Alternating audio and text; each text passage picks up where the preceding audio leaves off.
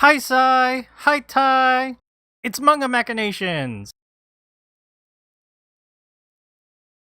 It's episode 466, and we're doing a one-shot on Susumu Higa's Okinawa.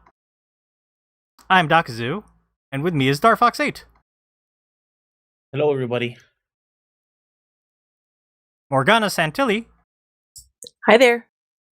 And Seamus2389. Hello. Hello, everybody. I said hello in Okinawan local dialect. Wow. There is hi Sai, or when you're speaking to a male, and there's hi Tai when you're speaking to a female. Oh, that's very interesting. Mm-hmm. I was curious how much you knew about Okinawa and its history, because I knew very little going into this, so I'm interested in hearing more. Haha, not a lot. That's it. Yeah. You did it. That's it. But I did see a lot of parallels in what I read for our main segment with Hawaii. So Oh yeah, I bet. I'll be talking about that a little bit. But yes, welcome to Manga Machinations.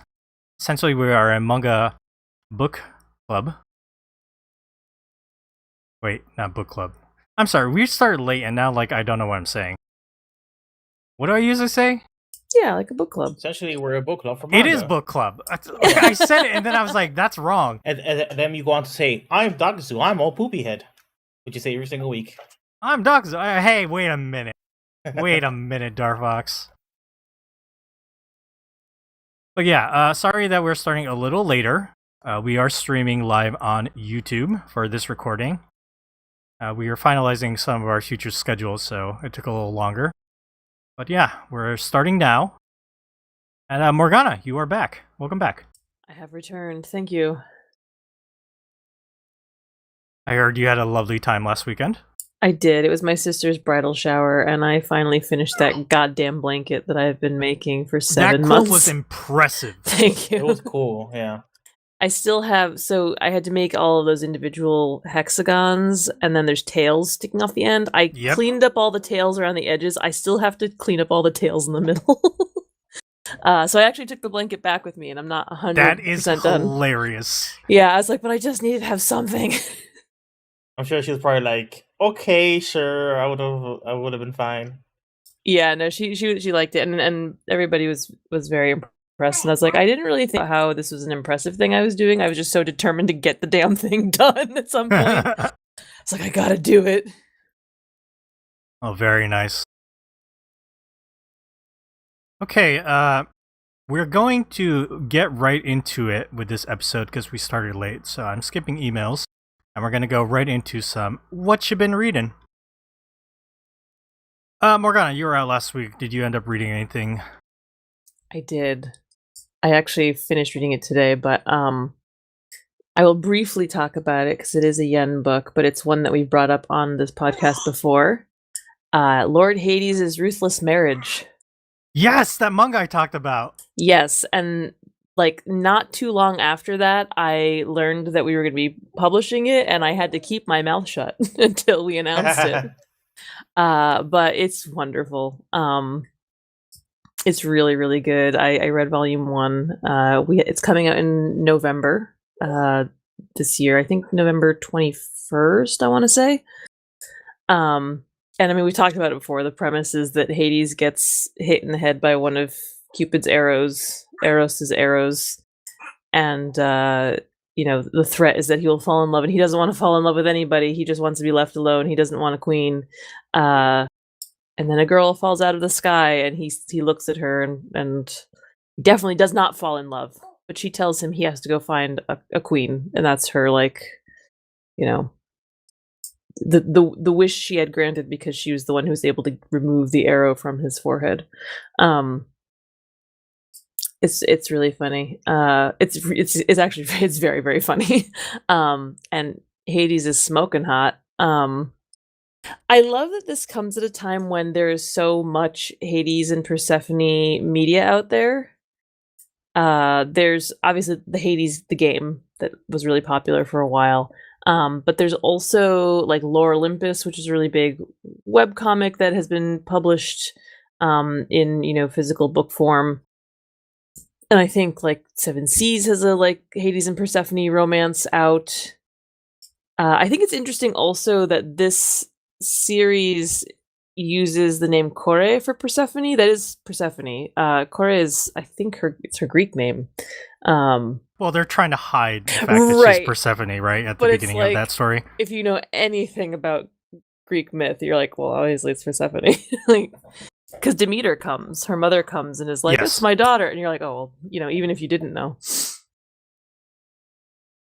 But yeah, I love it. It's really, really great. Actually, we kind of all love it at work. I really hope that it does well because it's beautiful. The artwork is beautiful. The story is really funny. It's a really funny, like, rom-com. So Doc, because you talked about it already, so I don't feel like I need to go too in depth, but I agree. It's great. I want more of it, and I want everybody to love it. So please, I'm not doing this on behalf of Yen, but I do think everybody should read Lord Hades' Ruthless Marriage. I'm not getting paid for this endorsement, but I'm endorsing it anyway. Sounds good. How many volumes total was that? I don't know. I don't even know when the second one is coming out. I know we have the first one coming out in November. I would have to look up. Let me see what. Spoilers. I still use manga updates to find out this kind of information. I think we all do. I also use that. It's ongoing. 2 volumes and ongoing. Excellent. Yeah, that's what we like to hear.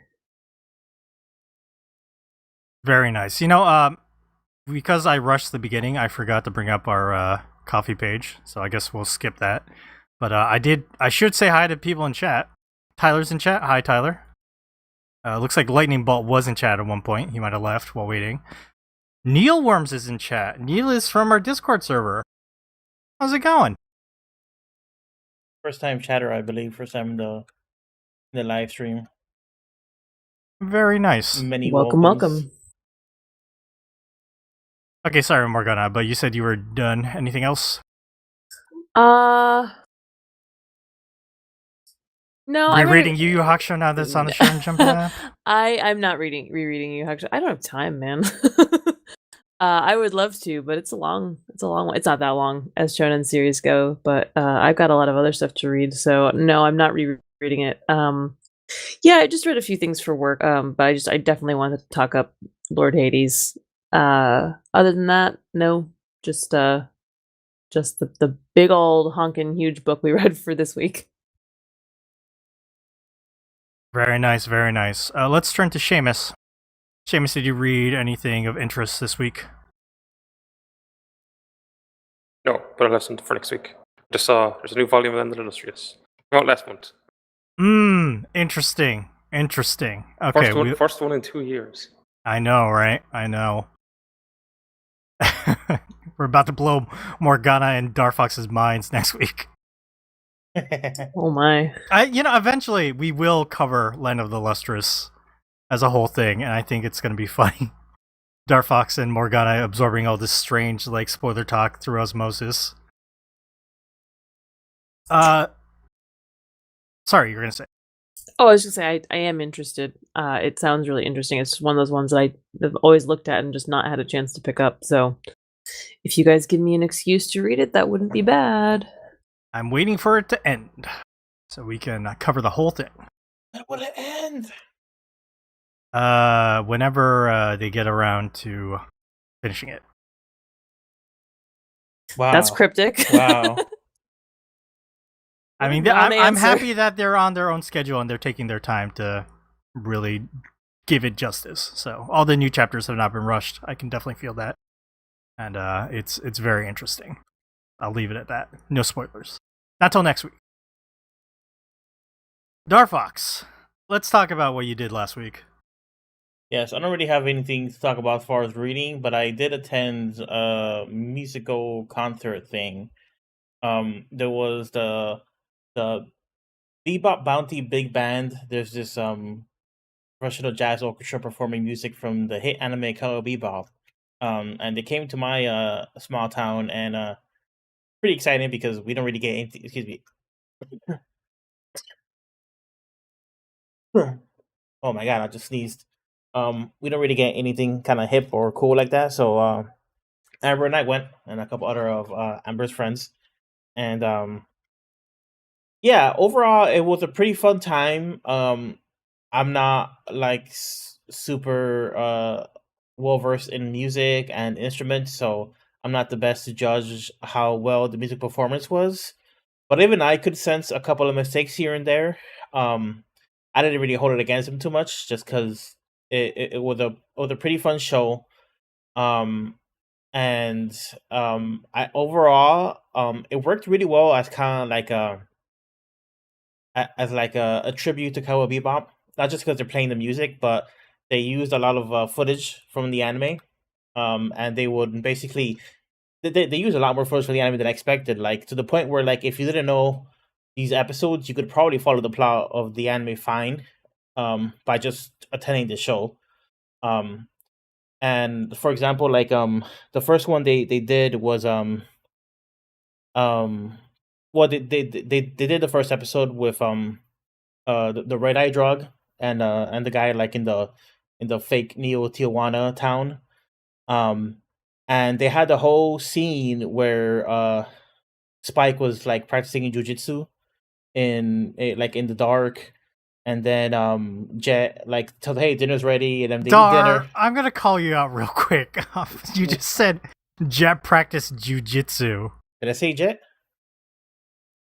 No, wait, not Jet. You said Spike, but you said jujitsu. Oh, It's not- it's Jeet Kune Do. Yeah, yeah, Yes. yeah, yeah. Sorry. Fucking turn in your nerd card. Yeah, he was practicing martial arts. There you go. They had a scene where they're eating like stir fry, but there's no beef. And then Bell peppers and beef. yeah, and then it goes right into the conversation where Spike has like the sombrero and the poncho, and he's talking to I forget what the villain of that episode was called. Coyote. Yeah. So like it kind of actually introduced the episode, and Asimov. Sorry, that was his name. Asimov. yes, yeah. So it actually introduced the episode and like the conflict and the villains and everything, and then they started playing the music once the fight starts, which is how the episode is. So there's a lot of that in that show where like Cowboy Bebop does a lot of like silence and then just like talking or something, some sort of preamble, and then it just pops and then the music turns on and then there's like a really fun scene or something. Like the show does that constantly. And that worked really, really well for this performance because we would just be watching anime, like, oh, neat anime, and then and then like the music would just blow our brains out because they would like hit it on the beat, and it was loud, which is pretty fun. Um, I was kind of confused sometimes. I don't know if this was a problem with the venue or the actual performance, but they did have a couple of vocal tracks, and sometimes it was hard to hear them over the music. I don't know if that was just like the venue doesn't have good acoustics or doesn't have good speaker setup. But like it was a little weird when like the vocals would hit like the chorus and they'll be like singing super loud, and we're like, "Hello, I can't hear you, hello," because the music was that loud. But yeah, so like I went with Amber, and Amber's not like a huge Cowboy Bebop fan. She watched it for the first time very recently, and she's basically told me it was okay. She didn't like it that much, and at that point, I stopped my friendship with her, and I never called her. Right? But she, if I had to like analyze why Amber didn't like it too much, she also didn't like the first half of Trigun, but she liked it better when kind of like the bad guys started showing up in Trigun. So I think it's like the individual adventures and the aimlessness of it that doesn't really appeal to her too much. That's like the best part about Cowboy Bebop. It's just like Yes. But doesn't she like love Detective Conan? yes, Which is just all episodic, isn't it? Yeah. I mean, there's like an ongoing plot, obviously, but like yeah. I'm just gonna guess that because it's a like a whodunit kind of thing. It's different to her. I just Yeah. know for a fact that like Toys in the Attic, that episode that everybody loves about like the mold that grew in the in the refrigerator and took them The all out. fucking best episode ever. Yeah, she like hated that episode. What? But it's a parody of Alien. It's so funny. Yeah, like it's like I don't want to say she didn't get it, but it was just like it didn't work on her at all. And to be fair, I did not know it was a parody of Alien when I was a kid and watched it. I just thought it was so funny. It was so good. But I love those episodes, those ones that have nothing to do with the like quote unquote plot. Yeah, and I think most people, I mean, people really like Vicious, and they really like episodes like episode 5, which is like the first really big Vicious episode. But like those are like interesting, nice, dark moments in the story. But like more the meat and potatoes are like the actual weird random adventures, like when they start tripping balls because they took mushrooms or whatever. Or Spike gets a weird rivalry with a cowboy guy. I forget what the hell the Teddy bomber. Teddy Bomber and is it Andy? Is the cowboy? Yeah. That sounds right. Yeah, I think so. That's one of my favorite episodes, and it's so weird and they're so petty in that episode. Cowboy Andy, says Neo Worms. Yep, I think you're right. So like Amber actually came away appreciating the series a little bit better because this live show kind of just works as like an hour long like anime music video for for the show, and it covers kind of like the right beats, and it kind of covers the right callbacks so that you kind of get the emotional arc of the show, and then the kind of tragedy at the end where like these characters, it's about like these characters, like these misfits who are like on their own, and then they could have made like a surrogate family, but they never really connect. They're like too cynical. They're too wrapped up on their own selves, and they never really come together and become like a happy family. And then shit happens, and then the series ends, and you don't really know where the other characters end up. And it does a pretty good job of just like you really kind of feel that arc with the characters.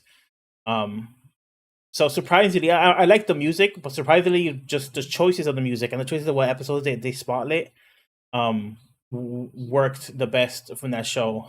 I will say that there was a couple moments where they kind of cheated and they used like the wrong music in the wrong spots, but that's just because they really wanted to use Spaceline, but they didn't really cover like that two-parter. So they used Spaceline basically when Julia dies towards the end. But I mean, Spaceline is a really good song, and it's kind of weird and haunting, so it kind of works for like when Julia's dying in slow motion or whatever.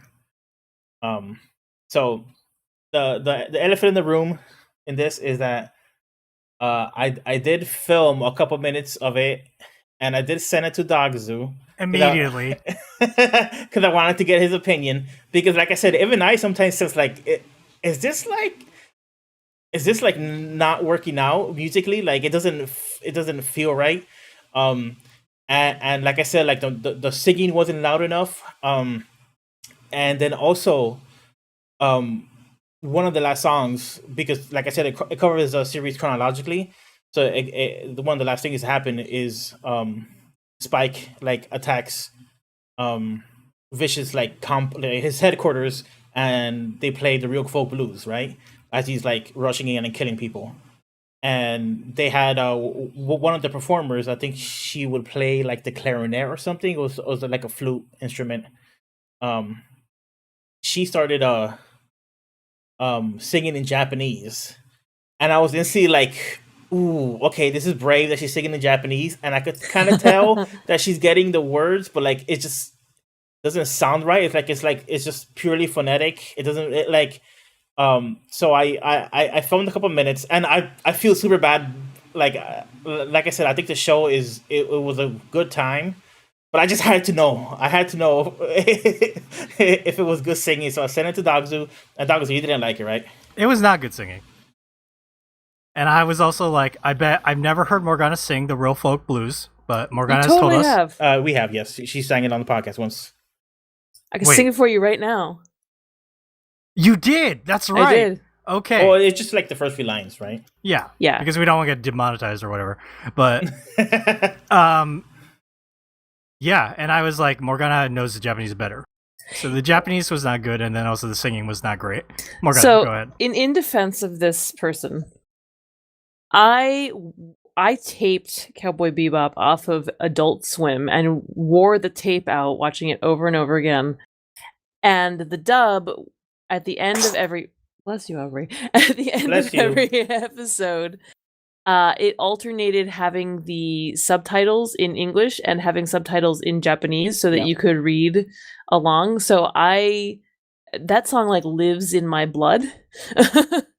And I've had the benefit of watching a lot of Japanese media elsewise and hearing a lot of Japanese. So I understand a little bit of how the language sounds. Morgana, if you are singing in a performance and you are charging people money for like an event, you should practice the music and you should know the inflection and you should know it and you should sing it better. I don't disagree. The Japanese was a little stilted. I also saw this video. To be clear, I wasn't like filming the whole show. There were people who just had their cell phones out the whole freaking show, and I was like, that's a little weird to me. But so I didn't feel bad at just like filming a couple minutes across the whole show. But also like, you know, Morgana was young. She still had her brain plasticity. So like, you know, you learn languages easier when you're younger. So like, I don't understand why Garfox is defending this person. Like, we don't want to be bullies. I think she sang it better than I could sing. I'm not I'll say being a that. bully. I'm stating facts.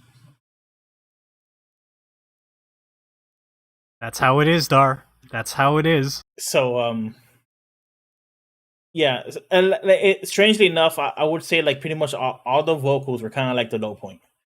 And I was really interested to hear that if they're going to do vocals. They did a couple songs from Not Gonna Heaven Zord, the movie. And one of my favorite songs, which is called "Which Planet Is This?" Where this in the movie they play during the sequence where it's one of the fighter jet sequences where Spike is flying his spaceship, and then it's intercut with Jet trying to get like all of these crop dusters off the ground. So it's a really long piece because it covers it's almost like a montage in the film.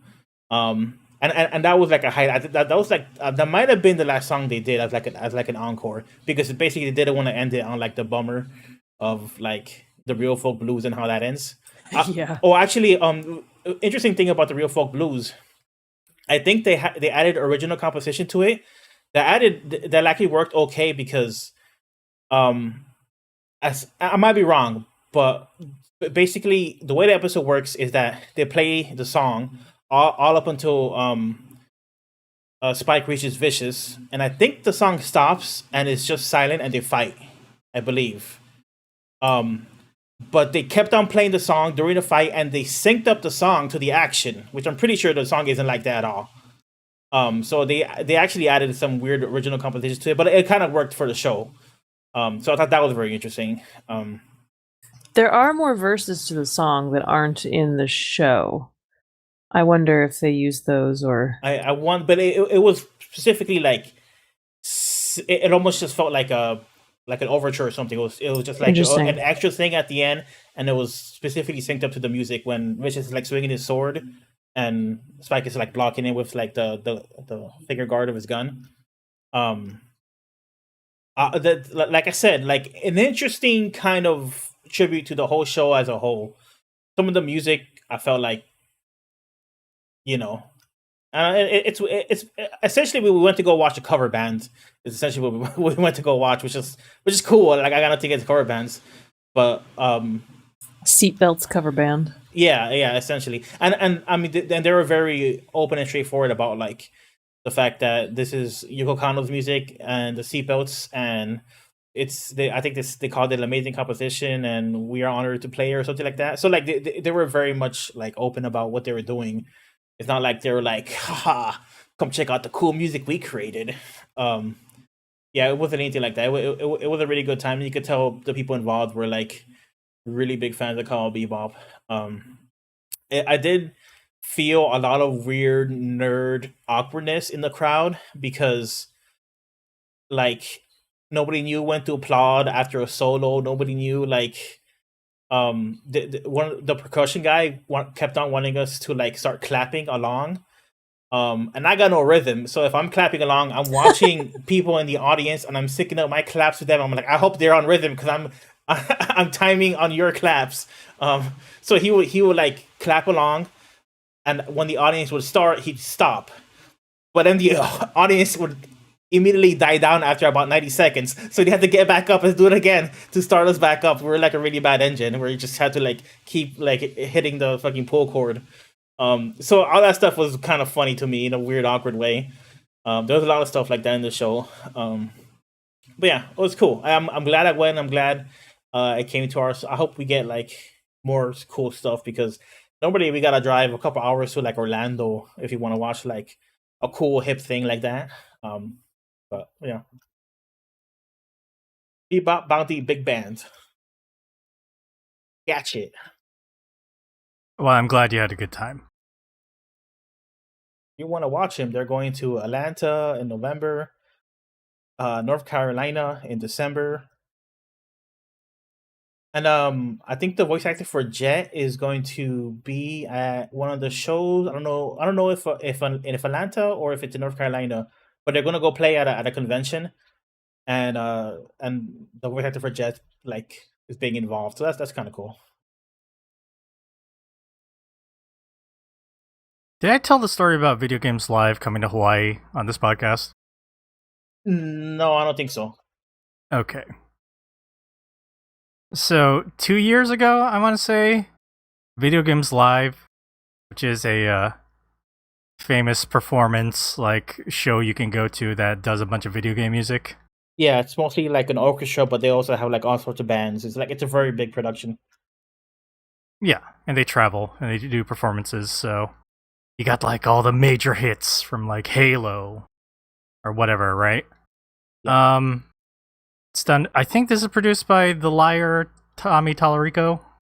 Yeah, he was originally involved with it. I don't know what the situation is, if he still is. His mother's very proud of him. You're referencing I'm referencing a very, very good thing. what's that YouTuber called?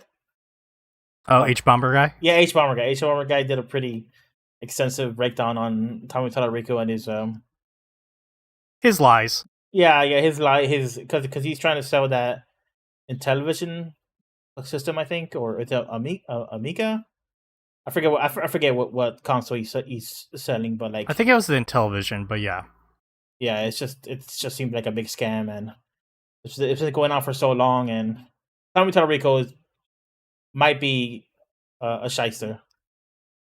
He probably is a shyster. Anyway, the story is because about 2 years ago, my wife was asked to be an emergency stand-in for the Video Games Live concert.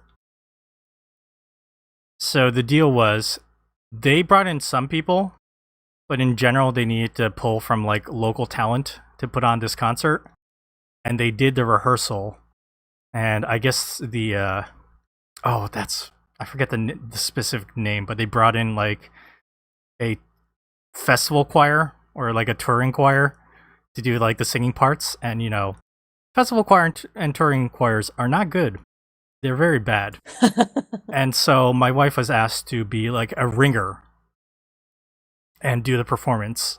And this was last minute. Like this show was going on in 2 days or something like that. She asked my opinion about it. I was like, don't do that. That's going to be a shit show. And I was right. It was a bad performance. That was the review of that performance. So, hey, Chris from Canada. So your wife didn't do it? My wife did not do it, Okay. and it was bad. That was the story. But if your wife would have done it, she would have saved them. Would have No. Maybe. You can have you can have one amazing singer in a group of like 30 bad singers, and it will not make a difference. It just won't. You know, this was a while ago, but do you know what pieces she would have been involved with? Not really. My guess is like the Halo The theme, the singing monks. Yeah, Yeah. that part. Maybe One Winged Angel from Final Final Fantasy. Fantasy VII. Yep, That would have been epic. it would have been if it was done well. Alas, it was done like shit. I mean, that's the thing about like these touring shows and like at least the Bebop, what is it? The Big Bounty, Yeah, Big Bounty Bebop band. Bebop Bounty Big Band. At least it seems like they keep most of their core members that they just travel around and tour. No, yeah, it's a band, and they're talking about how they're gonna be all up in a Airbnb when they go to Atlanta and North Carolina. So Chris from Canada asks, "Will we get to hear my singing?" The answer is no, Chris, because we're on a podcast, and I don't want to blow out everyone's ears or wake up my wife and my dog, which are taking a nap. you ever start singing and your dog goes oh along with you. I mean, I'm loud. So yes, is that a yes? My dog will not sing along because she is a quiet girl. Oh, But yeah. My old dog used to like sing along.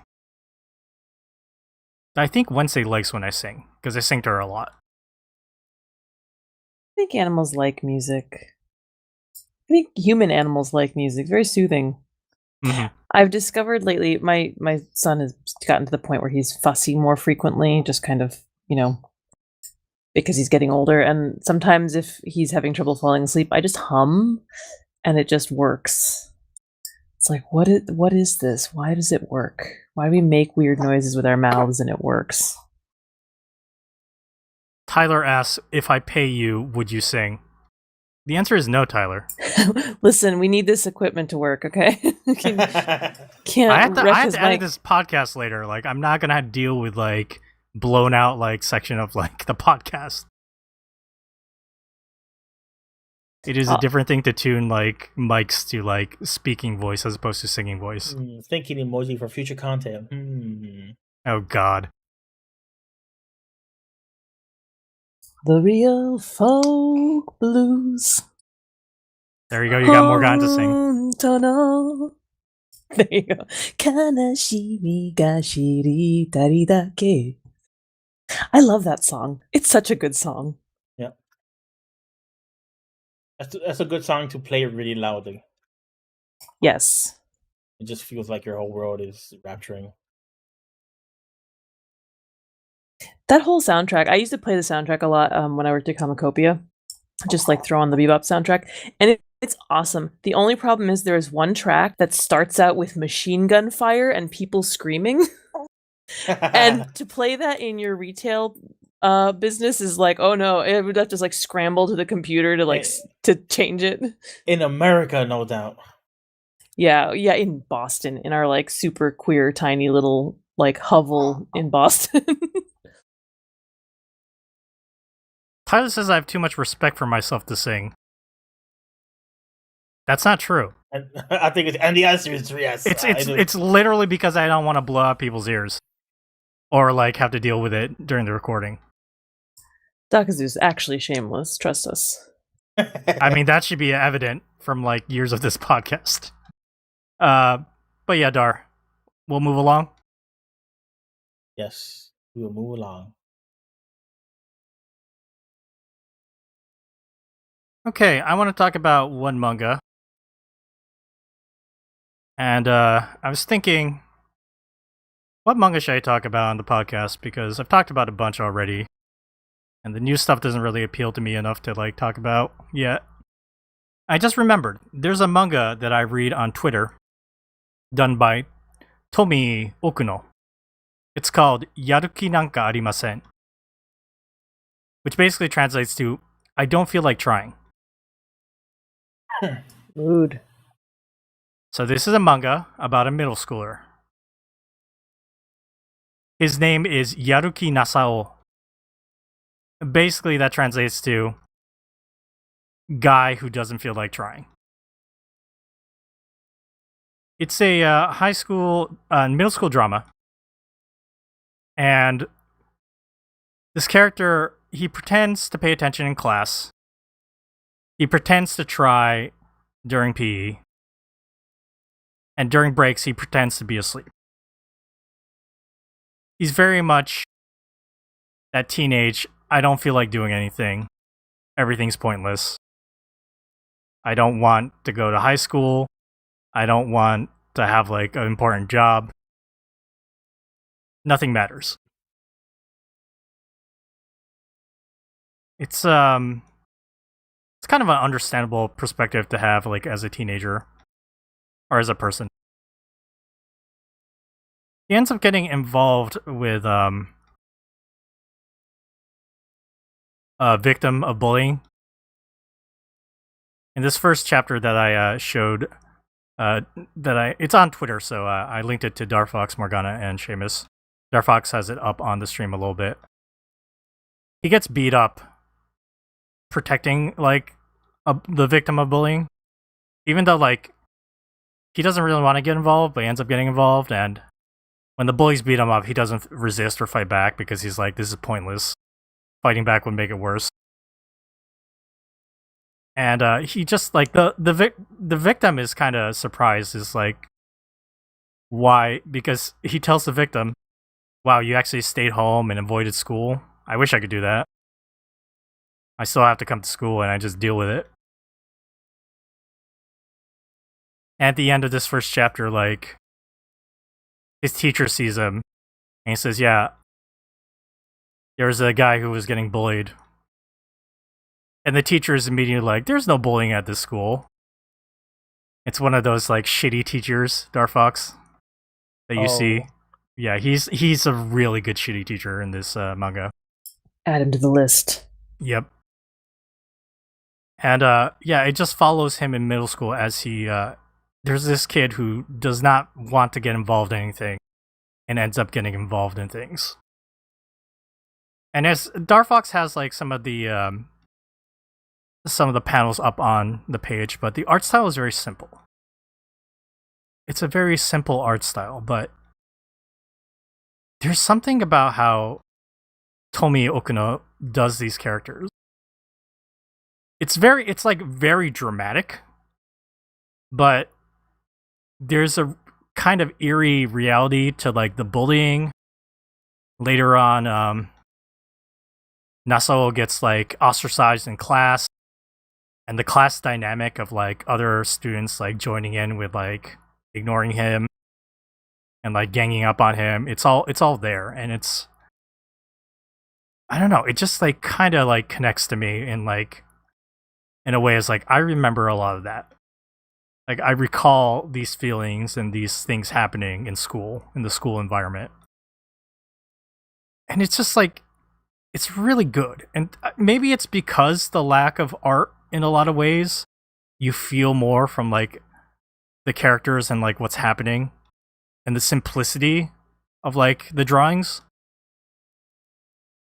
But he started this manga last year in 2022 and it's been ongoing. And it's I really enjoy it. It was I discovered it on Twitter because Mayumi Kato, who's the wife of Ryoichi Yokoyama, Darfox, that's the manga artist who does the my son is really awful and makes me stand in the corner while I use the toilet. That guy. Okay. His wife also draws manga, and she was like, I started reading this and I read the entire thing and I loved it. And so I checked this out, and yeah, I usually stay away from like stupid school like melodrama stuff because, you know, that's so common in manga. But something about this story about like bullying and like dealing with it, and this kid who does not want to care. He doesn't want to care, but slowly, like, you know, as you expect, he does care a little. But it's just really interesting to see how like all these bad things happen and he continues to like kind of just tolerate a lot of it until like other points where he doesn't. It's just kind of a fascinating read to see how he goes through life. That shitty teacher that you have up on the stream, Dar, is like He's awful. He's so bad. And there's a great moment later on in the story where the teacher gets his comeuppance and has to like kind of face the facts of what he's done. Does he fall into a snowblower and get round up and spit over the parents? Wow, I'll jeez. give no. It is not. Oh, that's the. I can't even think of the manga's name. Densuke Oshikiri manga. Yeah. The best come up is to a shitty teacher ever. Yes, that's good. No, at one point, Nasao is about to fall out of the window of a 3-story school building, and the shitty teacher has to grab him and like keep him from falling, and he fucks up his back. Yeah. It's very fascinating. There is some like self-harm and possible suicide stuff that is involved in the storytelling, so like there is some content warning, but I feel like everything is handled very well. And it's just like it's like I was saying, like the art style is simple. It's simple and very effective. And it's not like that original of a story, but it's something draws me in. So I wanted to talk about it here on this podcast. Yaruki nanka arimasen. I don't feel like trying. By Tomi Okuno. I enjoy it. And interestingly, this manga is published over on Nico Video Comics, or Nico Manga. Nico Video is like the, it's kind of like a YouTube equivalent in Japan. There's a lot of like Nico Live and like streaming things for events over there. But the manga's published all over. Like it's Jump has this Rookie section, so it's like it's essentially like I don't know if they make money on this. I feel like it's almost like a free webcomic status. But I don't think a lot of people know about it, and I want to talk about it. Sounds good. Yeah. It's only in Japanese, unfortunately, but... Okay, that'll be my what you've been reading. Let's go ahead and end our segment. Move along, get ready for the main segment. But before that, let's talk about next week. Next week, we will all be here, and we're going to do a triple dip. We'll be reading the first volume of 3 series, and those 3 series are The Summer Hikaru Died, Boy's Abyss, and Adam the Beginning. So, The Summer Hikaru Died is published by Yen. Morgana, you've wanted us to check this out, so we'll be checking it out next week. We have Adam the Beginning, which is a prequel to Astro Boy. That's currently going on right now. And Boy's Abyss by Ryo Minenami, which I know Tyler in chat really likes. But yeah, we'll talk about it. It's a dark book. So yeah, for next week, triple dip, Boy's Abyss, Adam the Beginning, and The Summer Hikaru Died. Stay tuned for that. Okay, everybody, we are going to take a quick break, and when we come back, it'll be time for our main segment, a one-shot on Okinawa. Stay tuned. Okay, we are back, everybody. For our main segment, we are doing a one-shot on Okinawa by Susumu Higa.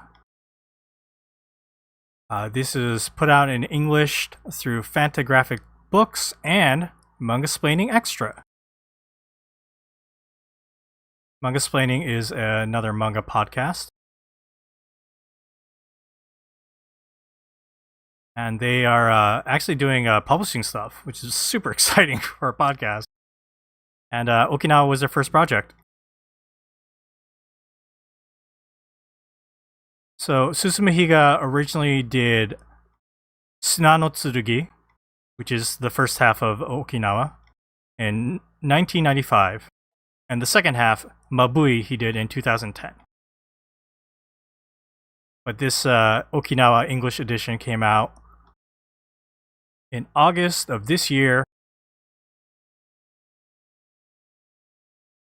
Let me just read all the localization credits.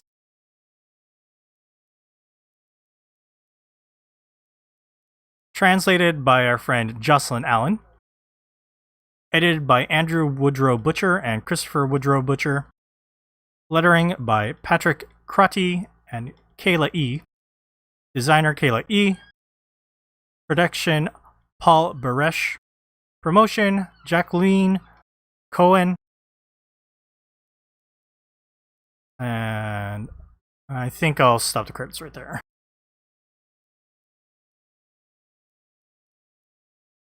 Let me read the copy on the back of the book.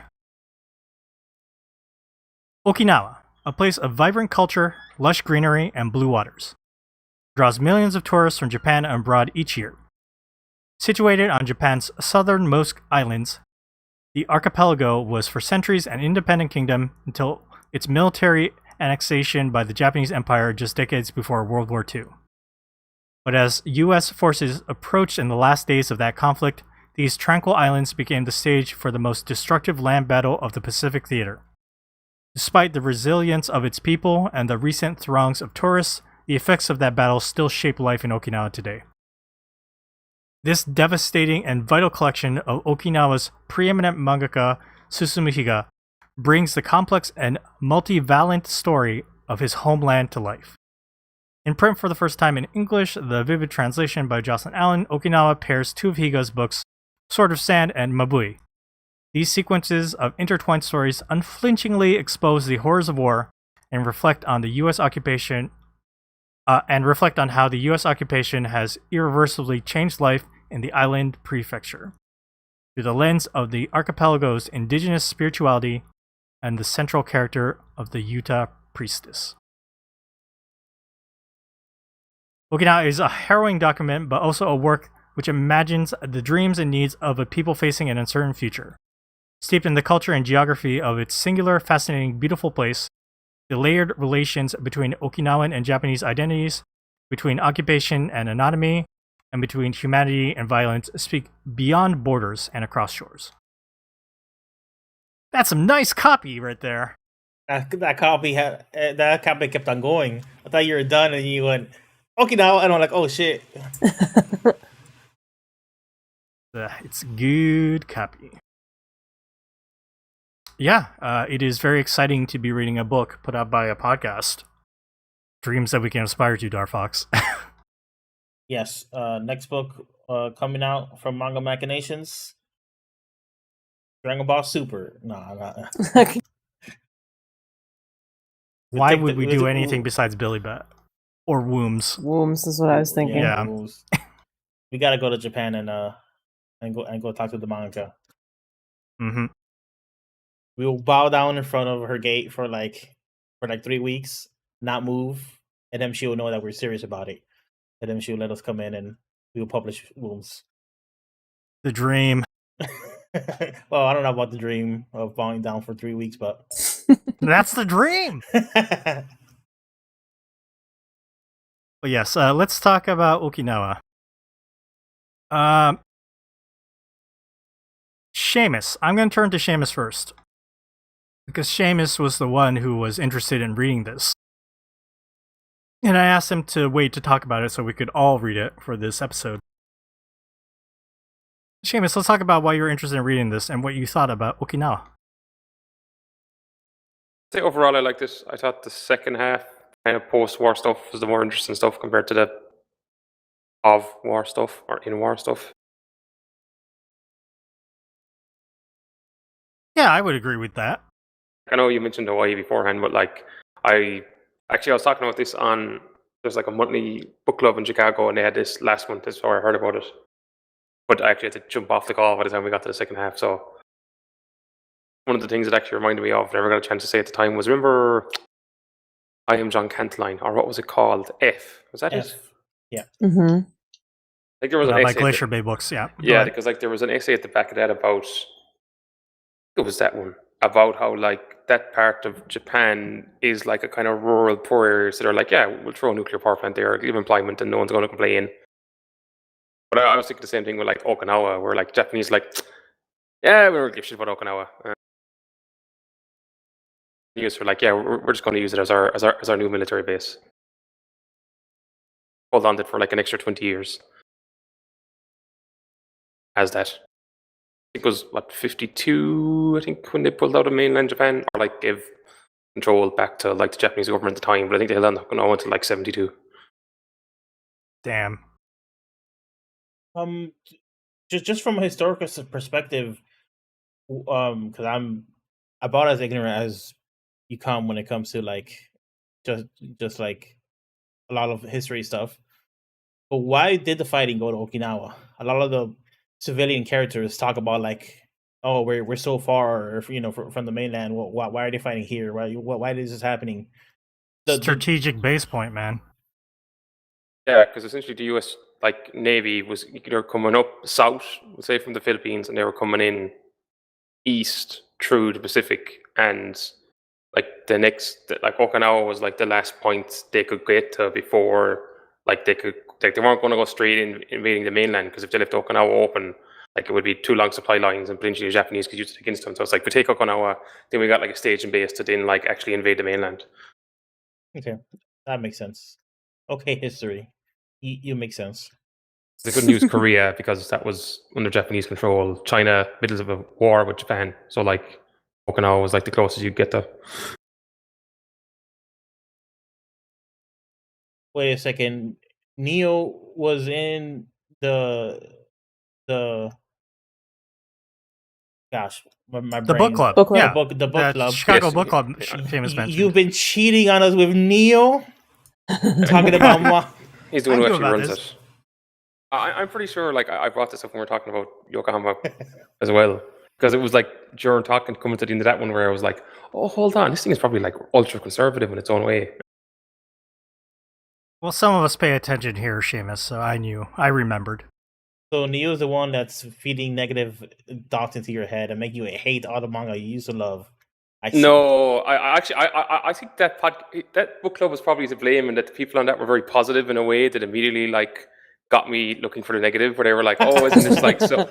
Because I immediately thought of, yeah, but there's a whole issue with like Japan, this like Japanese, like, oh, we accept things that like, you can kind of tie into like how kind of things happened with like the takeover of the government by the military.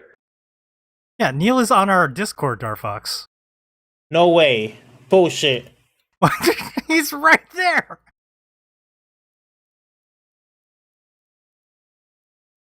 Okay. Darfox says he's joking. No, what are you talking about? Don't play it up on the podcast.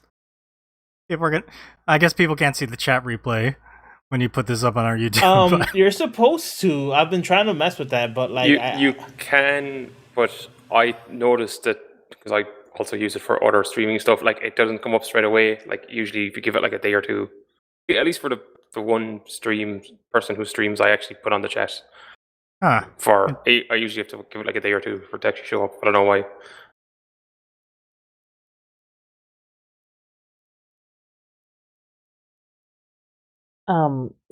I realized as I was reading the afterward in this, I realized that so for work I get a whole bunch of newsletters from like Publishers Weekly and other publishing industry related stuff, and there was a headline about how Manga-splaining had to get this book printed elsewhere. They were originally going to get it printed in China, but the printer wanted to remove all mentions of Taiwan and China that were discussed in the interview in the back. interesting. So they actually went and found a different printer for this. It's Chinese Taipei, Morgana. Yeah. Chinese Taipei. Chinese Oh, Taipei. jeez. Yeah, I think it pushed back the release date. I actually don't know I was going through my inbox at work, which was 3,000 unread messages when I got back from maternity leave. So I don't know when this article was from, but I recalled seeing the headline and I was like, oh, that's fascinating, actually. And it's fascinating that this problem that has affected Okinawa is something that's perpetuated kind of the world over. And I mean, not that I didn't know that, but it's interesting to see how it plays out in different parts of the world. And by interesting, I mean terrible, but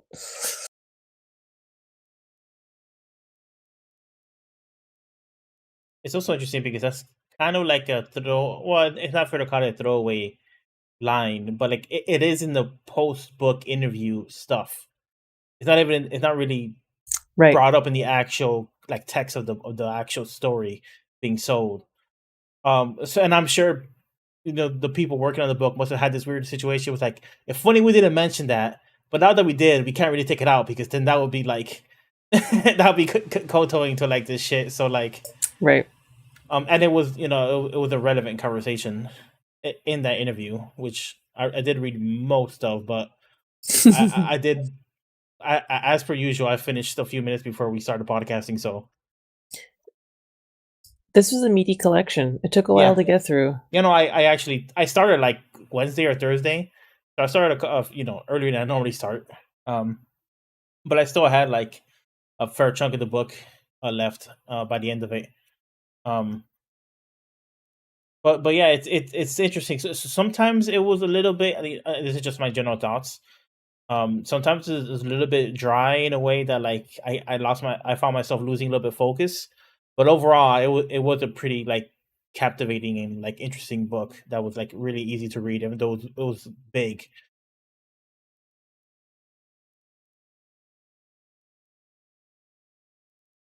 Yeah, I think I was surprised. It took me like around 2 hours to read it. 2 hours, huh? It took me longer than that for sure. I read half of it one night and I was like, okay, I'll just finish the other half, the next night, last night. And I thought, I'll start it around whatever 8:30 after the kids are in bed, and I should be finished by like 9:30, no problem, whatever. And I would think I was up till like almost 11 reading the back half of this book. Well, you think it's like half the sword in the sand, but it feels like it's actually more like a third. Yeah, Mabui I think takes up more. Or it just it's longer to read because there's more like happening in terms of like the local politics and everything. They're explaining everything. Kim said that he found the post-war stuff more interesting. I'm not disagreeing. I think I eventually did too. But I did instantly feel I did instantly miss the war stuff. I didn't see like when I realized that like, oh, this story takes place after the war, and these stories are in fact chronological ordered. So we're not going back to the war. I was instantly like, oh shit. So like we're not going to get any more stories about people like hiding out in holes or like soldiers being kind of desperate and crazy and that kind of weird that weird tragedy of the soldiers not understanding how to protect the civilians and wanting to continue fighting for whatever patriotism or honor or whatever the fuck the emperor, right? The Yamamoto spirit. Uh, Also, they're not civilians; they're subjects. I'm pretty sure the translation refers to them as civilians, sir. The Americans do. That's a modern concept. They're all subjects of the emperor, the divine ruler of Japan. Yeah, so like all that stuff was really tragic and really interesting, and that like I was into that stuff. So I immediately afterwards felt like, oh, this is like less interesting, but actually not. After you keep on reading it and you kind of see just like it's there's like a certain amount of bravery to it, and there's it shows more than anything how the author is committed to Okinawa and the stories of Okinawa. That the fact that like it's more than just war stories. It's also what happens because of the war and after the war, and what the people feel, and the weird kind of push and pull with military employees and their activism against the bases and stuff like that. That stuff was like really interesting and kind of like an interesting perspective that's not really relatable, in my opinion, to the way how people my age in America kind of think about activism and like um like the main character from the I think the chapter was called military employee, right? The main character for that woman that worked at that base, from my generation's like modern look, would see her as like a corroborator or like some sort of like two-faced person, but like Right. that's not how they really saw it. It's just like, okay, she's getting paid, it's a good job, um but she's still kind of on our side, and she could come protest with us. I thought that stuff was really interesting. Yeah, one of the things I really appreciated about this collection, and it does happen in the war stories, but you really see it a lot in the post-war stuff, um, is this kind of complicated relationship that the Okinawans have both with Japan and with the United States, and the US Army. And you kind of see it in like in general, they feel this oppression under Japan and this kind of oppression under the U.S. Army, but the interactions between individuals are not necessarily antagonistic, right? Like there's that chapter about the young woman who comes to stay with her aunt in Okinawa, and she just failed her entrance exams and she's really depressed, so she goes to stay with her aunt for a while. And there's this whole conversation about building a bridge to the mainland, and most of the young people on the island want to do this because they can get jobs and then they can come back to, their home and back and forth. And you kind of see that like there's opposition to this idea, especially in the older citizens, but they don't necessarily think that the young guy who's trying to make this happen is like a bad kid or like wants to ruin Okinawa. Like they understand his perspective and they understand that like kids want this, but there's also this like I don't know, it's interesting how like I think what does she say? She says you have to understand that the opposition to this bridge or the rejection of this bridge is not the rejection of you as a person. And I thought that was really interesting, and especially there was another chapter where there's the American soldier who had coached the baseball team, like all those kids, and he comes back to Okinawa to like see the kids that he coached. And he sees how much the army like kind of destroyed Okinawa or like kind of took over Okinawa. And the young man who's taking him around, who was one of his, his players that he coached, kind of explains to him like, this is what it's like. I mean, we live here, whether we like it or hate it. It's kind of complicated. This is what life is like here. This is just what Okinawa is. I thought it was a really interesting way of expressing like how you kind of like you just have to keep going, even in the midst of like your culture kind of crumbling around you in a lot of ways. You have to keep making it work and you have to keep moving, and you can't blame individuals when the problem is a lot bigger than that, right? Lots of parallels to Hawaii. Yeah, I bet. I mean, there are a ton of examples in Hawaii, but the one that comes to mind is the fucking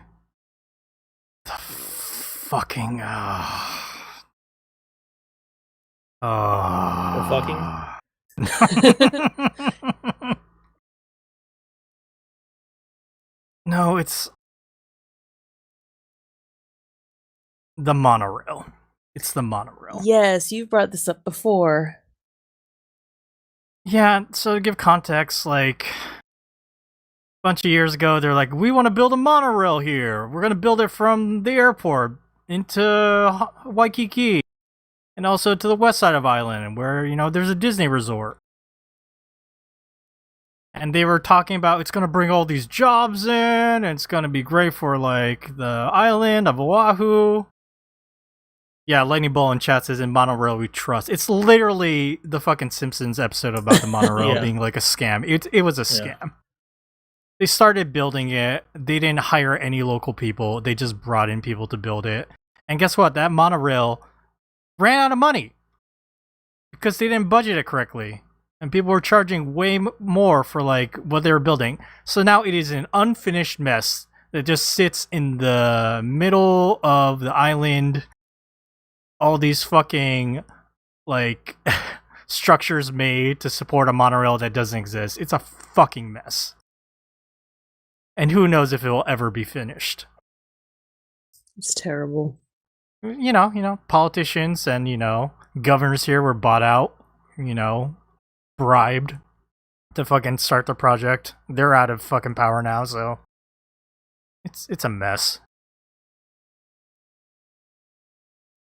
I think Hawaii is actually, like, it sounds like it might be worse off than Okinawa in a lot of ways because, like, in, like, the main Honolulu city, like, they're tearing down a bunch of local businesses and building all these fucking condominiums, even though it's not in the commercial, it's in the commercial zones.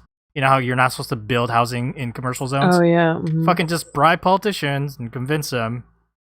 And these are, like, fucking, I'm talking about, like, criminals, like Yakuza, Chinese Triad, all those people trying to fucking push in and, like, build in places. Because there's protected land in Hawaii that you cannot build on. Like, it is protected. So there's not space for that there, even though they're trying to. Like, even in the place where I live, they want to tear down the back of, like, where I live and build, like, a fucking community.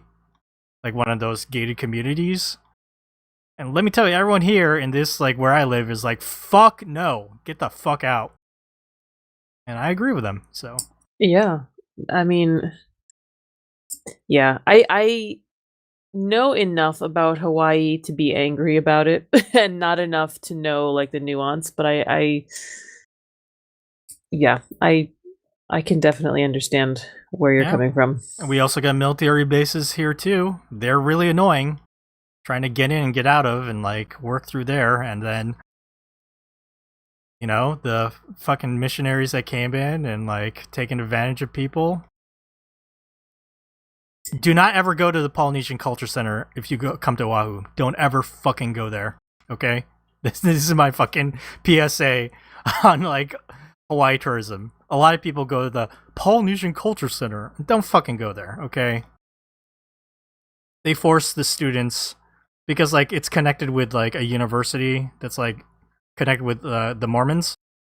And, like, the students there have to be, like, performers for, like, that show. Well, that's gross. Yeah, it's gross. It sucks. Don't do that. Anyway.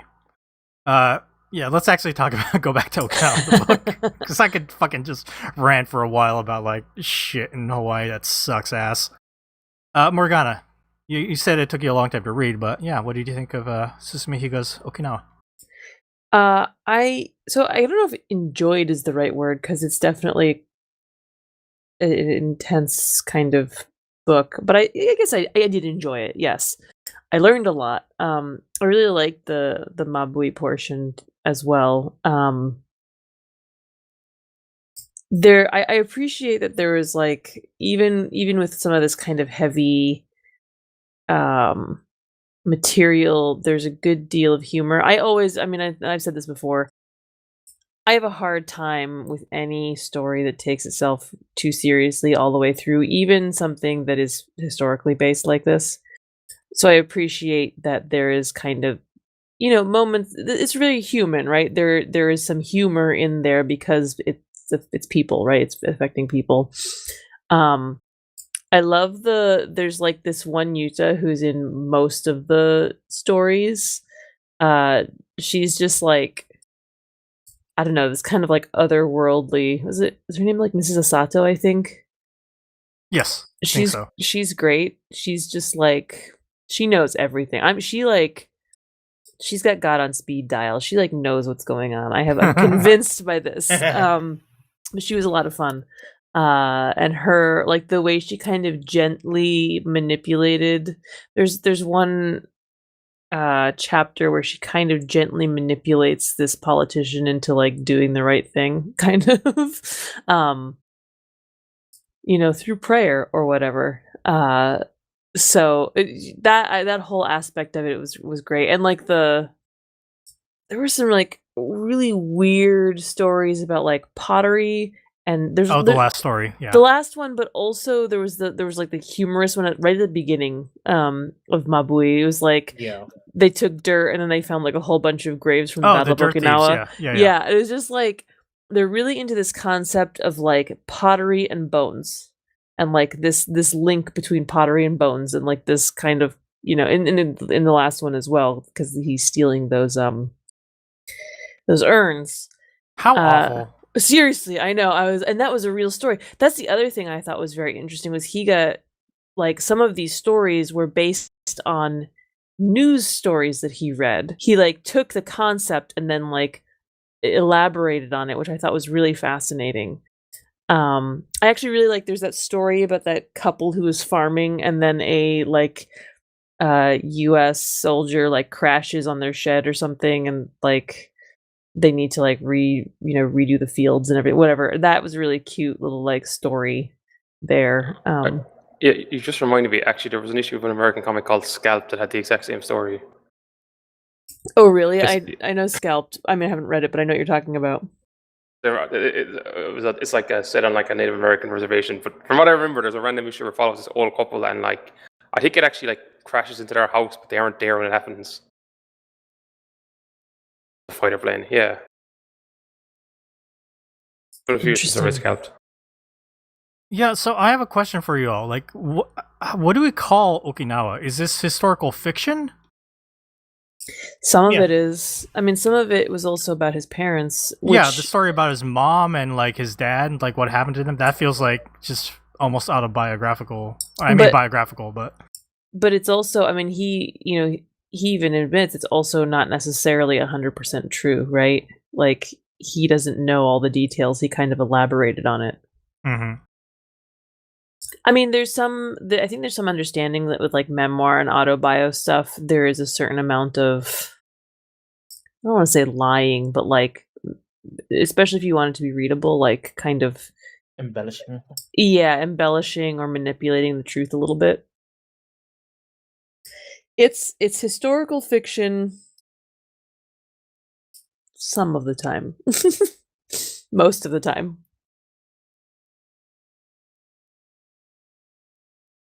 Darfox, what do you think about Okinawa? That was swell old time. That's it.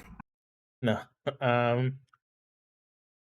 Yeah, I'm not sure what else to say besides I'm sure there's more connections like you mentioned the story of or you mentioned the Yudo character who kept coming up in the second half. In the first half, like the father is referenced heavily in one story, and then one of the other stories follows the father. The mother and father, yeah. Yeah, well, yeah, the one story, like the kids were worried about the father, and they were like, well, he's not a real soldier, so things will be okay, right? And then another story followed the father, and it kind of shows kind of like what he went through, and they eventually like link up, right? Yeah. So like those were pretty obvious to me, but I get the impression there was a lot more kind of interconnectivity between the stories. So like I'm pretty sure I missed a lot of that stuff. But I really enjoyed it. If it felt, I mean, it just kind of feels like somebody telling stories about their own world. There's a level of authenticity here that seems apparent. Very interesting. I mean, so in general, in the United States, we don't learn a whole lot about like East Asian history and about kind of the U.S. We don't learn a whole lot about World War II kind of after we dropped the bomb on Japan. Like post World War II stuff is kind of vague, and certainly we don't talk about the occupation. But what I think is really interesting as somebody who has been exposed to a lot of Japanese culture via, media, pop culture. I have a sense of the Ainu people that are in what is, now northern Japan, that Hokkaido, yeah. Yeah, in Hokkaido, and how like I've seen some conversation about how they've been oppressed and how their culture's kind of been pushed down and repressed. But I don't know, like, I kind of had a sense that Okinawa is kind of separate from, like, Japan, but I don't think I really understood. And this is maybe a me problem. Maybe more people really get that Okinawa and Japan are kind of different things. But I don't know how much I didn't really have a good sense of how much Okinawa wasn't part of Japan or didn't think of themselves as Japanese up until, a point. And how Japan kind of went in and forced the culture a little bit, completely. So in that sense, I do think that something like this is very valuable because it's in English, because again, I don't know that we have a really great grasp of the politics of Japan and how they kind of, for an island nation, really really exerted a lot of influence on East Asia. You say it as if the UK doesn't exist. Well, okay, that's fair. Good point. But same thing. What are these island nations freaking doing? They're conquering half the world. It's crazy.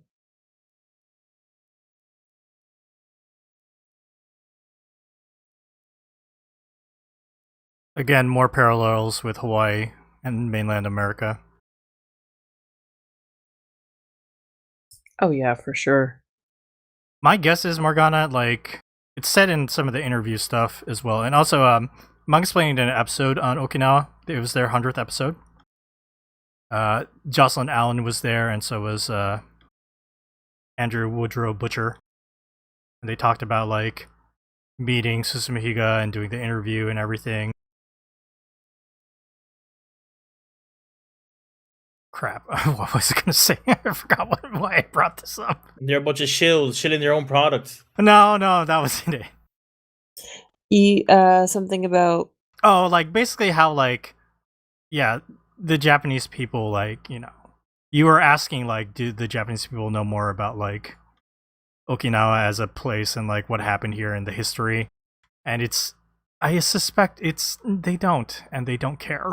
Yeah, I mean, it's the same anywhere, right? Like how many on the whole, how many Americans know about what we did to Hawaii and how many care? They all just want to go there on vacation regardless of what the Hawaiians want. Yep.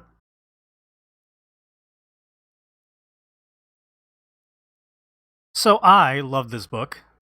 I'm sure you're shocked. So shocked. Yeah. I would probably say this is easily, like, the best historical or nonfiction manga that I read this year. I want to talk about the artwork, because that's something we haven't touched on yet. Yes. It's very simple, the way Susumu Higa does characters. Like, they're posing and, like, the action. It's not, dynamic. It just gets the point across, and I think that works really well. But something that he does absolutely fantastically is, like, environments and landscape shots. Yeah. Dark Fox, I want you to pull up page 52 if you can on the stream.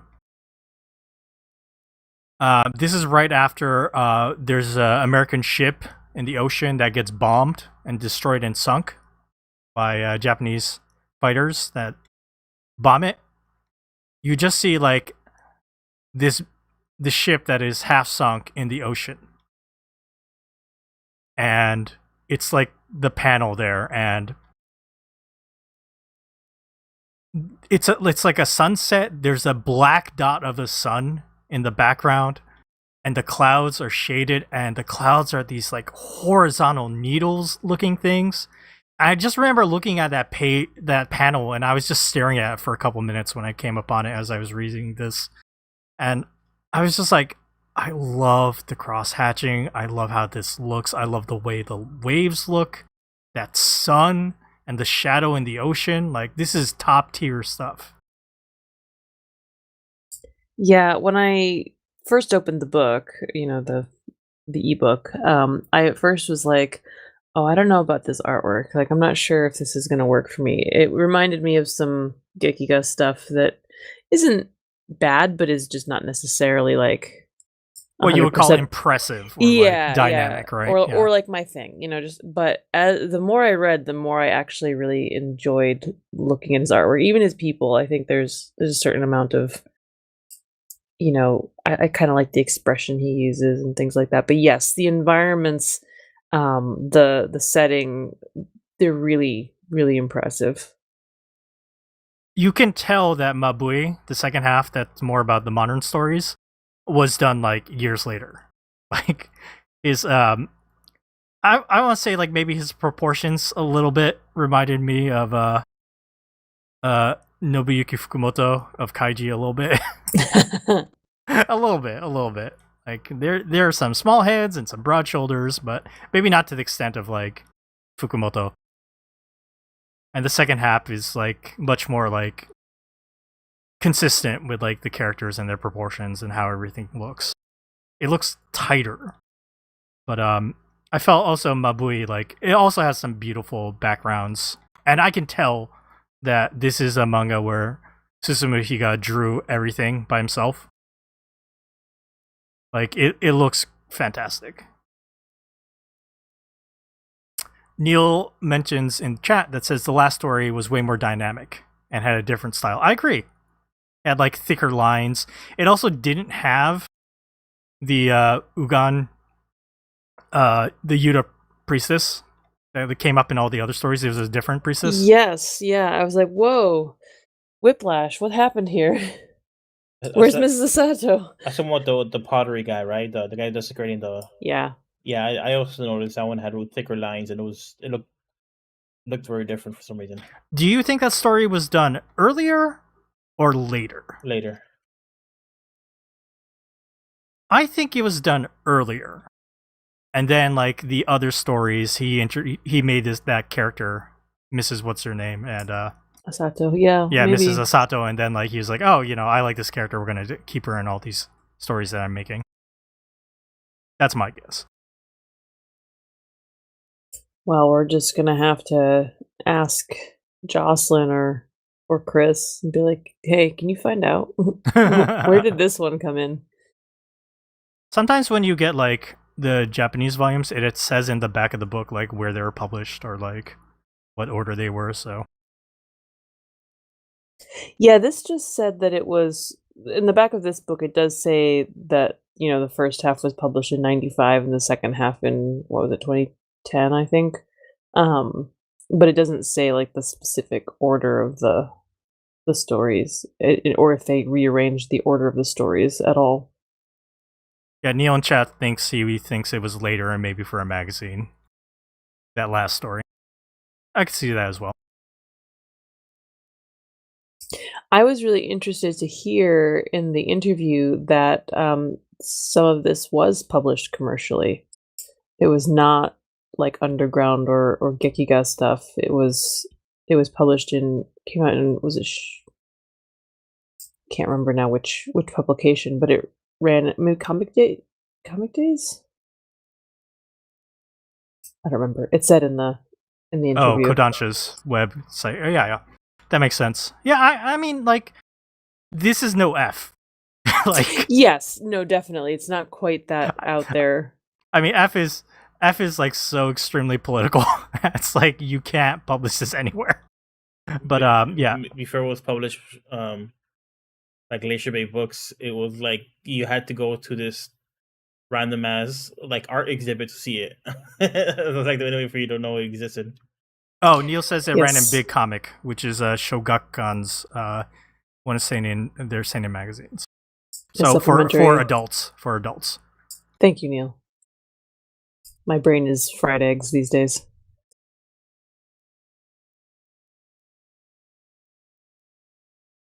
That baby taking them all to my cues. All of them. All of them. Is there any particular story here that stood out to you all that you like the most? I thought the two pottery runs combined with the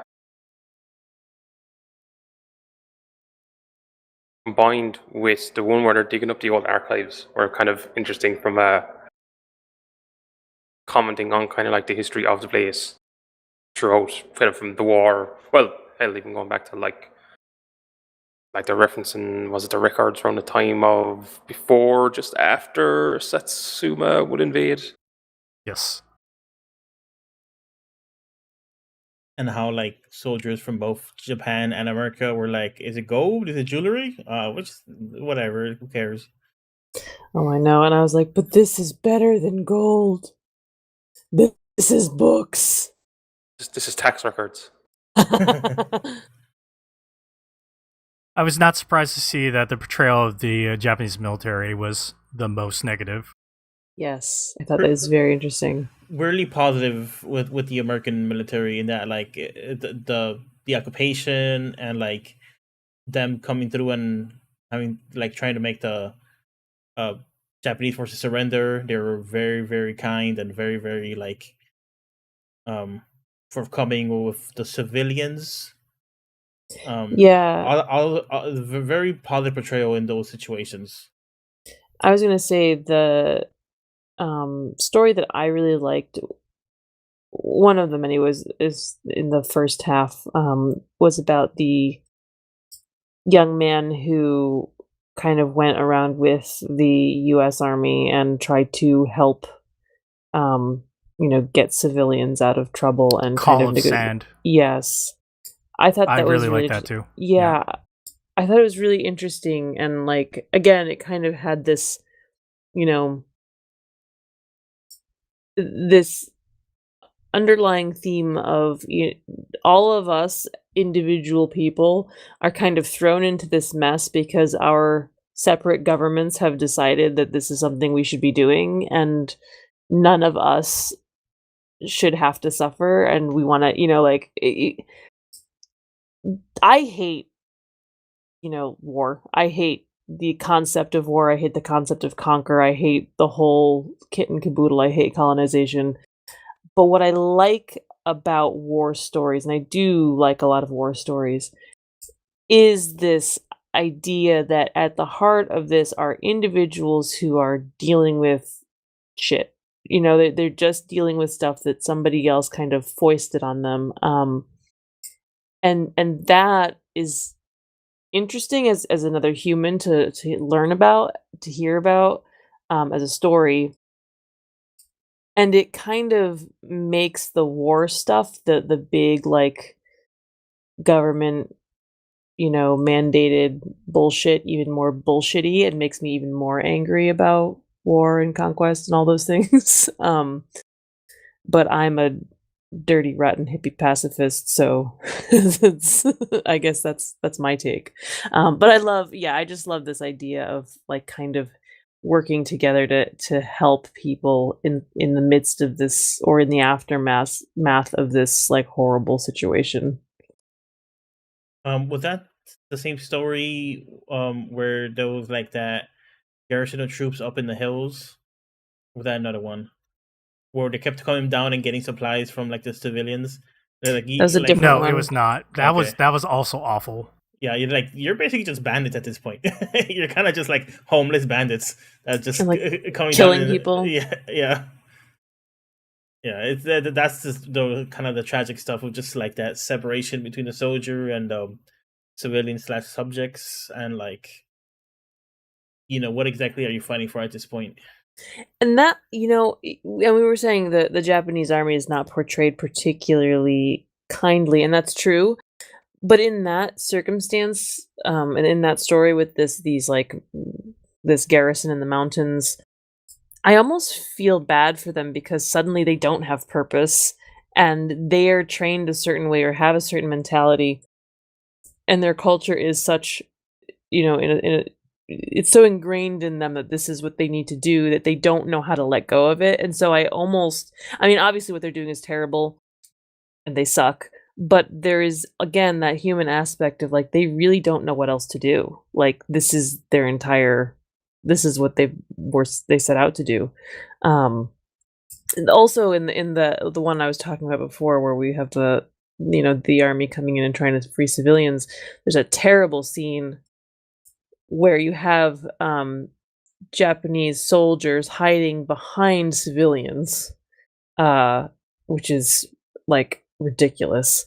And then the commander there, as they free the civilians, kills himself. And you just the whole, they all kind of kill themselves, and it's very sad. It's like, again, they're terrible, they're doing terrible things, but they also kind of don't feel like they have an alternative, and that is, I don't know about if it's pitiable necessarily, but there's It's definitely sad. part of me. It's Yeah, sad. there's part of me that really does feel for that.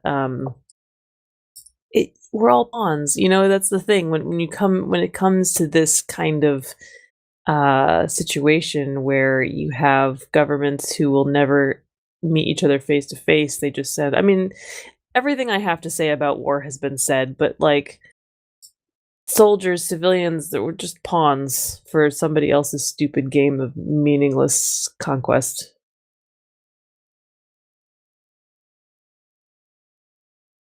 Yeah, it's like when they have to convince those students at the end of that story, throw down their arms and surrender. Because they've been brainwashed. They've been told, fight to the last man.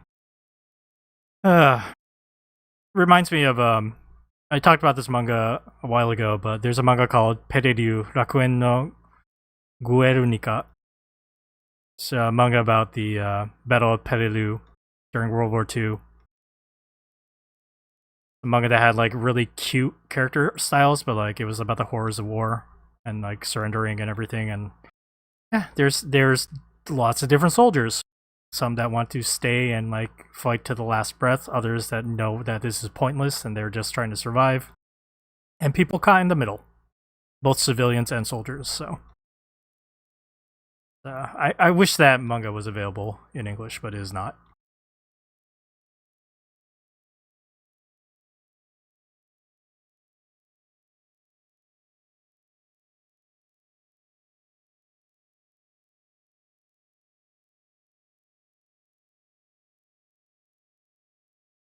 Do you know the part that I laughed at the most in this entire manga of Okinawa? Who's that? It was the so one about the military employee. Yeah. You know how the main character is someone who works there and has to come out and speak to the protesters, and she goes back to the manager, her section chief. and that guy is just like, oh, it's part of your job, you have to go do it. And so she goes to talk to the general, and the general's like, but you volunteered, right? And she's just like, I see. It's like fucking middle management bullshit. She got fucked over by her stupid manager. Oh god. I see. Mm-hmm. Happens everywhere. I also really liked in that story how she goes home and her uncle was the guy who was leading the protest that she broke up, and I was like, oh wait, what?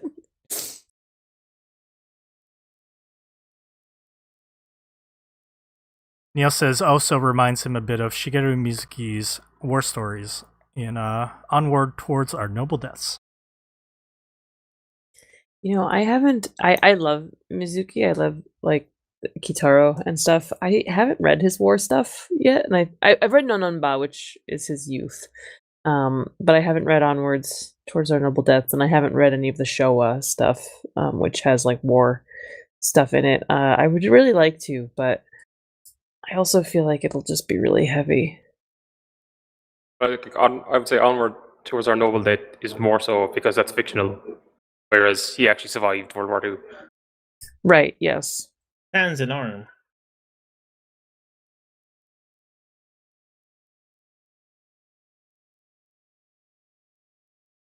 We could read it. Mayhap we should. Oh, is it available digitally? It is. Oh, it is. Every now and then, Drawn and Quarterly throws us a bone. Yes.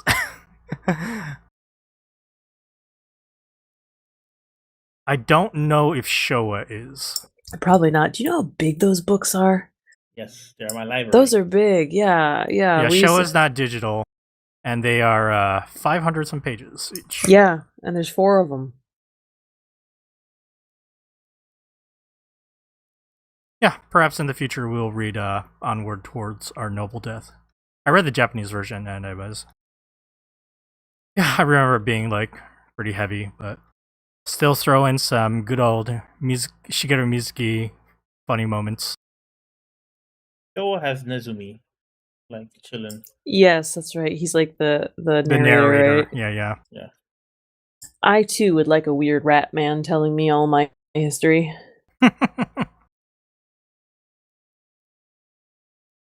But yes, anything else we want to mention about Susumu Higa's Okinawa? Or our final thoughts on it? Star The other Fox? Oh, manga Seamus, go ahead. I wanted to mention was actually Children of Mootown. Also briefly concerns, well, an I guess, military base, but also population decline. Yeah, remember Children of Mootown? Good book. Take that one, F and this, and rural Man, that- Japan in different contexts. That should have been a triple dip. It'd be a really good thematic triple dip. We just come out with a 1,000-year stare, like, what the fuck do we just read?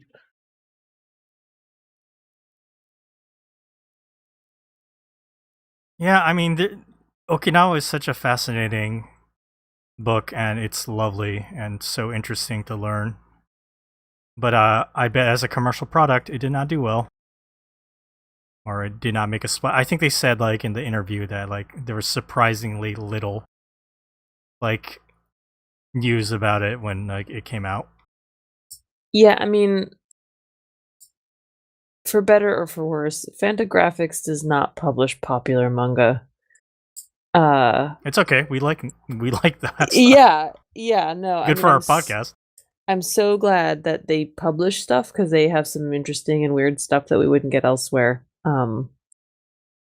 Which, by the way, a while back I had recommended that Moto Hagio book. Oh my god, my fried egg brain. Anyway, it's back in print. The Wait, the sci-fi one? No, the short story collection. Oh my god, it's like famous. Give me a second, I'm gonna look it up. A Drunken Dream and Other Stories. Yes, A Drunken Dream. A Drunken Dream is back in print. So go get it. Go read it. You don't have to pay ridiculous money. It's not cheap, but it's not like $100 anymore. You can go get it for $30. It's a hardcover. It's a great collection. Go get it.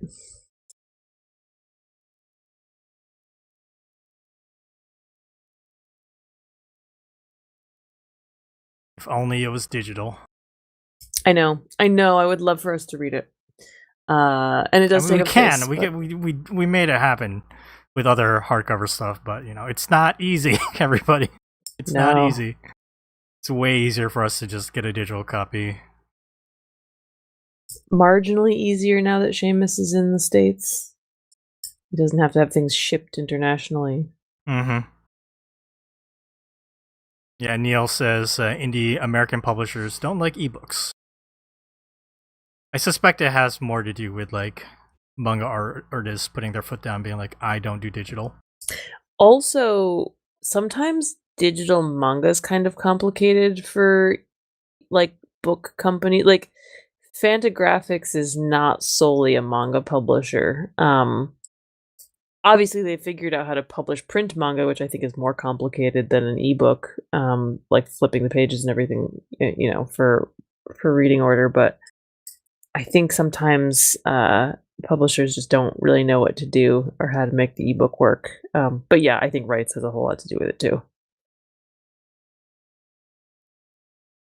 Yeah, getting back to final thoughts, Star Fox. What do you say about Okinawa? I thought it was interesting the bit where I think after the first book there was an afterwards about how he really wanted Osamu Tezuka to read it, but he had just passed away.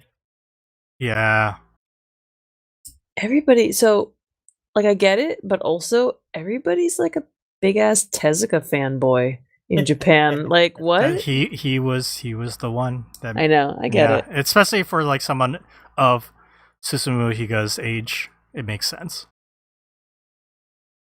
Yeah, but I think if Tezuka looked at this book, he'd have been like, where's the girl with the panty shots? What's happening here? This is missing a weird thing right about here." Yeah, I'd be curious too about Tezuka's feelings on like occupation, and I don't really have a good sense of where he stood politically in terms of this kind of thing.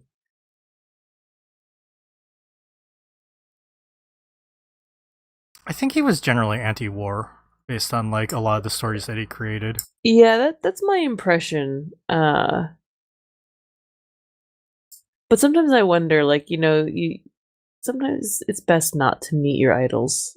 Is just what I'm thinking. Like, maybe it's for the best, Susumu Higa, that you didn't have to like. Because what if that was Every like recollection bad? I've read from like manga artists saying they actually met Osamu Tezuka has been like nothing but like starstruck and like he was very nice. Good, that's good. Because I could definitely other recollections about working with him, maybe not so great because his deadlines and all that shit. I feel like I've heard similar things about actually Shigeru Mizuki. Yeah, Neil points out a good point that if we took a look at Adolf or letters from Adolf, that would probably give us like a very good perspective. Lightning Bolt says, "Don't get tattoos of famous people's works till they die." Oh no, my Kojima tattoo. Here's the deal, though, Lightning Bolt. You can find out bad things about people even after they die, and then you're screwed. For that scenario, if I got that Jimmy Savile tattoo after he died, that'd be grand. The who tattoo? Jimmy Savile. Jimmy Savile was this like British entertainer who, after he died, turned out was a massive pedophile who would like sexually abuse like kids in hospitals and the corpses of kids in hospitals. That's about as bad as you could get. Holy shit, that guy.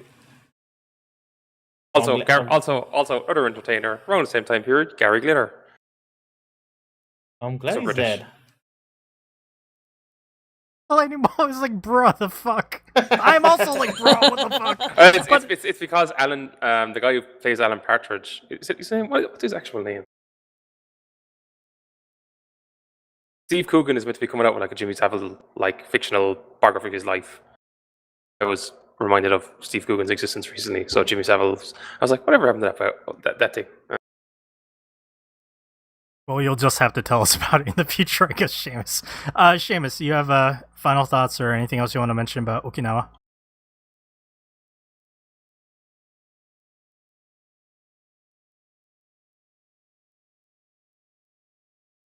I was going to say something about one of the stories now. What was it?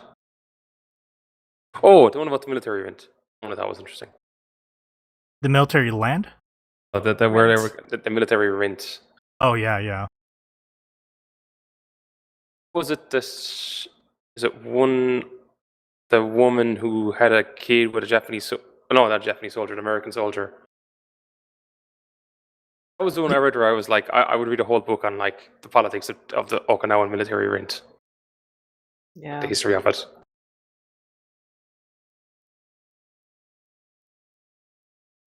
That was definitely something I did not know about, but makes a lot of sense.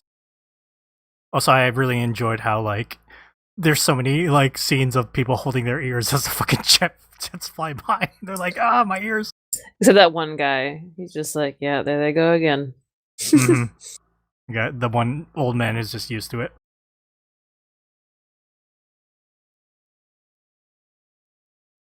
Morgana, final thoughts about Okinawa? This is another one of those books where like I would be like, oh yeah, I should totally read that, and then put it off. So I'm really, really glad that we read it. I feel like I learned a lot, and I'm really excited that Manga Splaining was able to. I mean, I'm not surprised they were able to make this work. These are people who have worked in manga for a long time, have worked for publishers. But I'm excited that they're doing stuff like this and getting things into English that might not have much of a chance otherwise. I don't know. I mean, I wonder if Fantagraphics would have picked this up on their, of their own volition. So yeah, it's another one of those ones where I'm just really glad it exists in English. I really think that it's got a lot of interesting and, I mean, educational isn't the right word because that makes it sound really stuffy.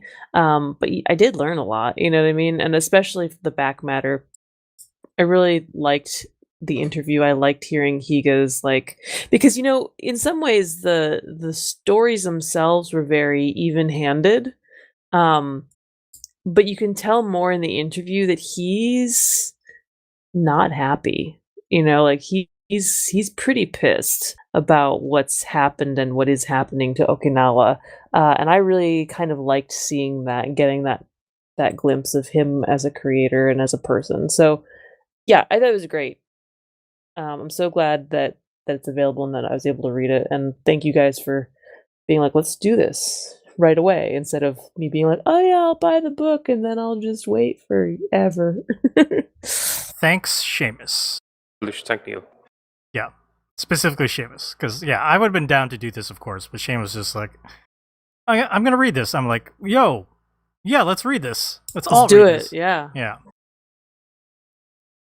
Yeah, Manga Splaining Extra is going to be doing a couple. They announced like a couple more manga licenses. Like there's a Dororo remake or retelling.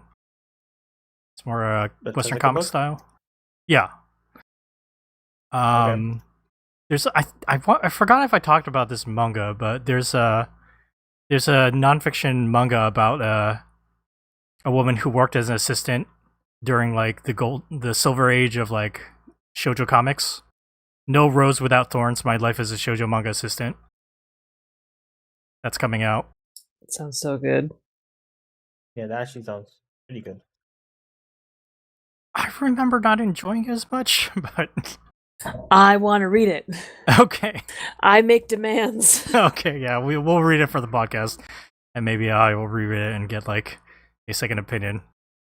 Of They're also yourself.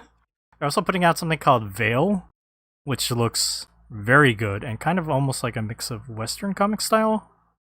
Very interesting. But yeah, I'm super excited and happy for Manga Splaining Extra to be publishing manga, putting out works like Okinawa by Susumu Higa. It's great. This is easily like top contender for best manga of this year for me. That's really it. That's really it. I hope more people will check out Okinawa and learn about everything there is in here. Okay, Dar, are we done? I think so. All right, let's go ahead and end the podcast then. I want to thank Darfox and Morgana and Seamus for being here and doing the podcast with me. Also, shout outs to Neil, Lightning Bolt, Tyler, Chris from Canada, people who were in the chat with us during this live recording. Thank you. If you enjoyed this podcast, make sure you subscribe to us and review us and rate us on Spotify, Google Podcasts, Apple Podcasts, wherever else you can find us. Reminder that next week we are reading The Summer Hikaru Died, Boys Abyss, and Adam the Beginning for a triple dip. Subscribe to our YouTube channel where we do the live recordings. That's youtube.com/mangamactv. Check out our website, mangamachinations.com. Our Tumblr is mangamachinations.tumblr.com. Join our Discord server, discord.me/mangamac. If you want to support us, please buy us a coffee. You can do that by heading over to ko bit.ly/mangamac.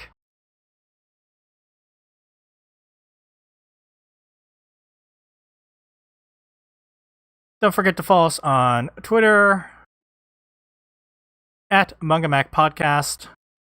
That's also for our Instagram and our Threads and our Blue Sky account.